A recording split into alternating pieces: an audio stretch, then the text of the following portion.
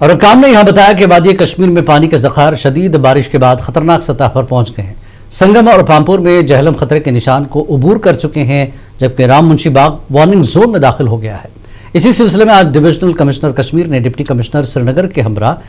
Bone and joint अस्पताल और दूध गंगा के इलाके का दौरा करके शदीद बारिशों और सैलाब जैसी सूरत हाल से पैदा होने वाली सूरत हाल का जायजा लिया। देखिए, ऐसा है, आप जैसे देख रहे हैं कि जो बारिश का फ्लो था कल रात से काफी ज्यादा था, खास करके साउथ कश्मीर में और सेंट्रल कश्मीर में भी पूरी रात देर रात और आज सुबह भी बारिश रही, जिस वजह से वाटर लेवल्स बढ़ रहे हैं। संगम में भी बढ़ रहे हैं, इस वक्त भी राइजिंग ट्रेंड है, राममुंशी बाग में भी राइजिंग ट्रेंड है।